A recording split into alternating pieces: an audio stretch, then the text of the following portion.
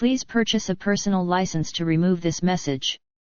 Chapter 2 Coin-bitten John Wayne rode on a trail stitched from the devil's blood and cologne. The blood ran black as sump oil. The cologne now that was something fouler. It wasn't perfume so much as a lie in a bottle, a whore's last-ditch attempt to drown her own rot, splashing on something rich and sharp enough to fool a blind man in a dark room. It cut through the desert air like broken glass ground behind the teeth, sweet in the first breath, then sickly, chemical, rotten beneath. A scent that wanted to be high class but screamed cheap sin, trying to hide decay. It was the devil's calling card. Elegance lacquered over corruption. A silk ribbon tied around a corpse. And John followed it, mile after blistering mile. The blood itself was strange black as crude oil, beating on the dust without soaking in. It never dried, never thinned, never ended. It felt like an invitation. A mockery. A silk-gloved middle finger waved from across the horizon. The devil was always just over the next rise, grinning through the heat haze, leading John by the nose through a Texas that grew stranger by the mile. Weeks blurred into a sun-bleached purgatory of pursuit. The trail cut across open range and through the skeletons of towns so dead even the buzzards refused the lease. 3 times John had the horned bastard in his sights. 3 times. The world itself twisted to save him. The first time was at the old McDonald place. John's shot should ve punched straight through the red silk between the devil's shoulder blades, except the wagon wheel chose that exact heartbeat to snap. The jolt sent the bullet whining wide. The devil vanished into the barn, leaving behind only hay dust, sulfur, and a mocking laugh that rattled the loft boards. The second time was outside Amarillo. A swarm of locusts descended. Not biblical worse. These ones moved with purpose, turning the landscape into a living brown curtain. When they cleared, the devil's trail had split into a dozen false paths, each slick with lying footprints. The third time was south of Wichita Falls. John found him again walking a ridge near sunset, silhouette sharp against the dying Sunday. John drew, fired, aimed true. The devil didn't dodge. He didn't need to. A burly black man broad as a freight bull threw himself into the bullet, arms spread like he was offering himself to a cruel god. He took the round full in the throat. Blood sprayed in a high arc, black and shimmering. John rode up slow. The man gurgled in the dust, hands clutching for silver. Coin, the black man gasped. Please, coin. From his saddle, John stared down at the bleeding black man. He fired a final round, silencing the pleas. John didn't know it then, but this would be the first time he would kill, but it wouldn't be his last, not by a country mile. When he looked up, the devil blew him a kiss and vanished like a puff of smoke.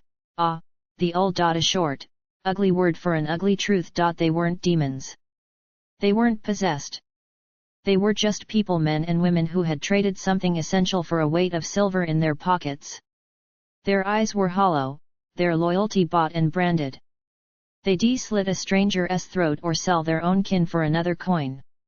The devil didn't need demons when he had greed. The owl rose from the hardpan like poisonous weeds. And like weeds, John started ripping them out one by one. Under the rip enough of them out and the devil won't have a shadow to hide in. North of the Red River, John found the whole damn town had been turned and the ones who didn't their bodies left for the pigs to reap. The owl moved through the streets with the slack-jawed certainty of tenants who foreclosed on the landlord. They didn't hide. They belonged. They were the town council, the barkeep, the shadow in every window. Silver bulging their pockets, black dots behind their left ears like punctuation marks at the end of their souls. John didn't bother with a shootout. He poisoned the only well the night before with crushed nightshade and something heavier, gilt ground fine. At dawn they gathered, laughing, drinking, their coins flashing like promises. By noon, the laughter turned to screaming. By sundown, the town was quiet. John rode through the corpses, collecting tarnished silver from stiff fingers. Every ul had the same mark. Every ul had the same hunger. And the more silver John gathered, the more ul sensed it. They came stumbling from gullies, crawling out from behind rocks, swaying on their feet with the same desperate fixation they wanted the silver. Not as currency. As blood. As God. Outside a collapsing barn near Lubbock, John finally caught one alive, a wiry man with the eyes of a spooked horse. John used the barn wall, a rope, and the stern physics of dropping height to encourage cooperation. The man's voice shook like loose teeth. Please, please, gimme us a coin. Just one. 1 LOL, steady our mind. 1 LOL. John pressed a boot on his chest. Talk first. Maybe I leave you whole. The owl whimpered, then forced words through a cracked mouth. He's callin' em. The devil he's callin' his posse. You think he's runnin' from you, no he's leadin' you toward them. John tightened the rope. Names. The owl swallowed. His tongue darted like a lizard's. The preacher, he's the closest. The loudest. The hungriest. Then the man leaned forward conspiratorially, eyes wild, breath sour with coin lust. The devil, he talks 'bout you, gunman. Says you're gettin' slow. Says you smell just right. Says he wants first bite. John jerked the rope, cutting the man into a dusty gasp. Where? In the woods up north. That's all I know, I promise. John cut him free. The owl scrambled up, hopeful. Now the coin? The silver? I told you. John shot him through the heart. Payment delivered. As John rode one night, the wind changed direction with the subtlety of a knife twist. A voice, smooth, amused, cultured, whispered from nowhere and everywhere. You're slow, John. John didn't turn his head. You're leakin' blood and purpose, the devil cooed. Take a rest. Have a dream. Want me to bring you a glass of somethin'? Or someone? John said nothing. The devil sighed dramatically. So rude. You used to laugh, you know. Before all this unpleasantness. A puff of scented smoke drifted across the trail, cologne and sulfur. John rode through it. The wind laughed softly as it died. John rode with the bag of stolen silver clinking like restless bones at his hip, and the sound did something to him. Something final. He'd been following the devil's perfume and footprints for 2 long weeks of heat, dust, and cheap magic tricks. Weeks of the devil slipping through holes in the world like a greased weasel. Weeks of John killing owl by the dozens, and the devil not giving a damn. That was the thorn lodged deepest. Most men noticed when their army went missing. Not this one. John had hung the owl from windmills. Left them for the buzzards. Shot them. Poisoned them.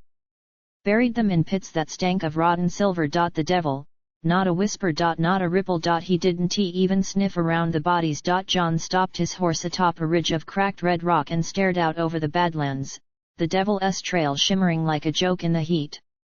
It hit him with the clarity of a gunshot. Chasing the devil was the devil's game. He was stringing John along. Toying with him. Letting him kill the owl because owl were cheap. The devil didn't care about the owl. But he would care about his posse. Or he'd start to care once John began killing them one by one, starting with this preacher. John had heard the name whispered enough times by dying owl, in fevered confessions, in frightened taverns. A witch who didn't stay dead. A soul harvester. A predator who turned children into empty vessels and believers into meals. John spat into the dust. Fine, he said.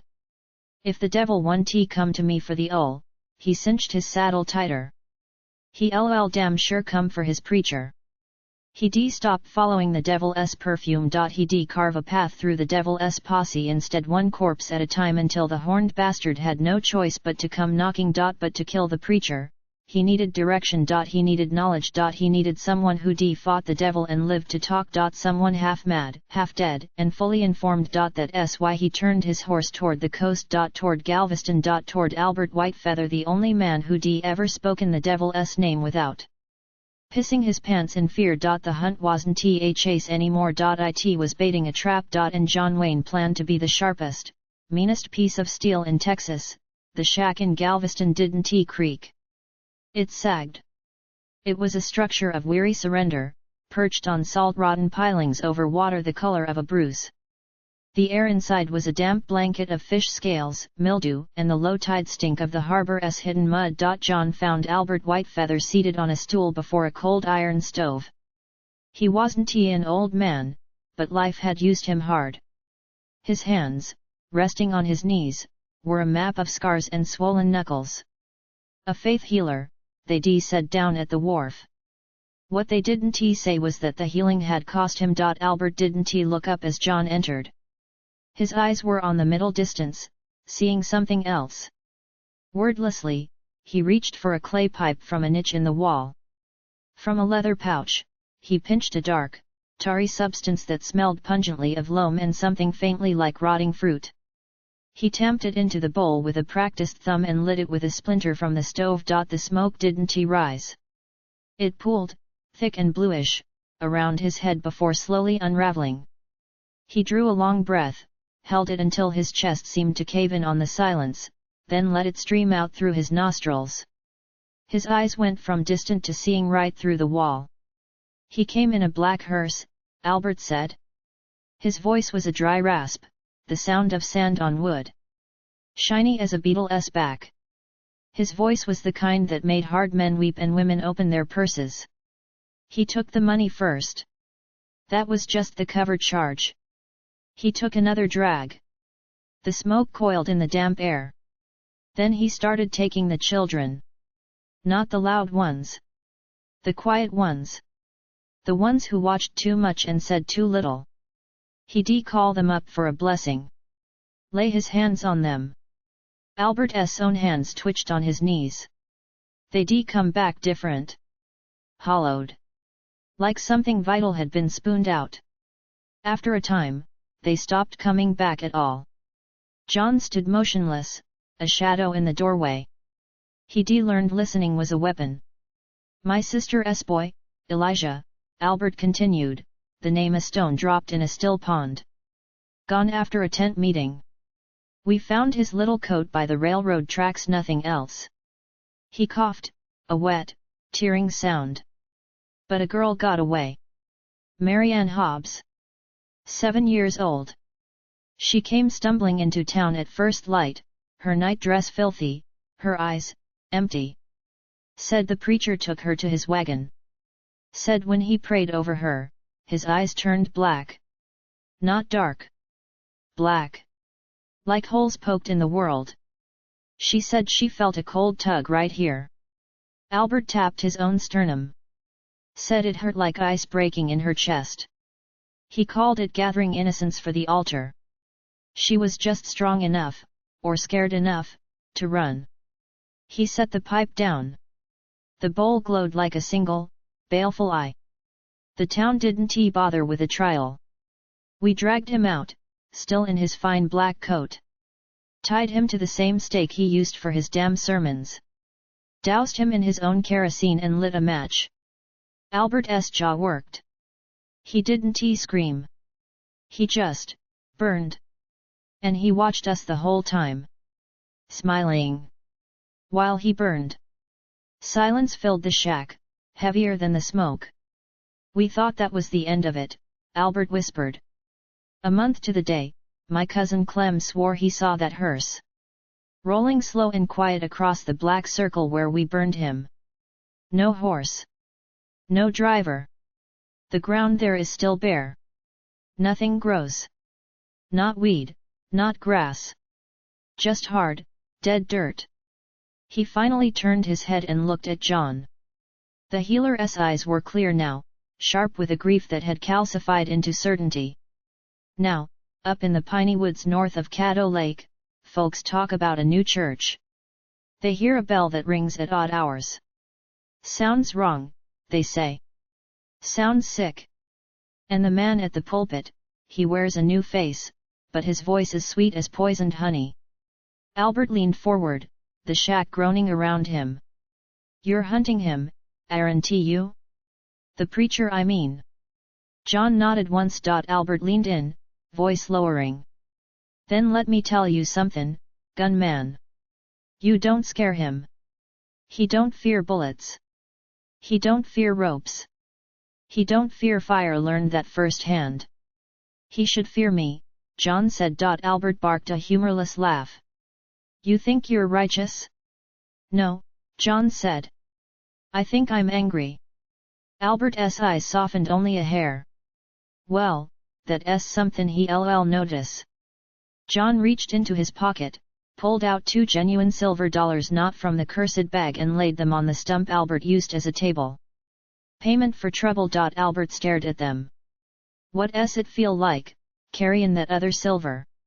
The devil's kind? Feels like a bag of dead teeth, John said. Albert nodded slowly. That sounds right. John tipped his hat and stepped back out into the gulf gloom. The coordinates of John's war had sharpened. The preacher was waiting, and John knew that killing him was the only thing that would make the devil finally turn his head.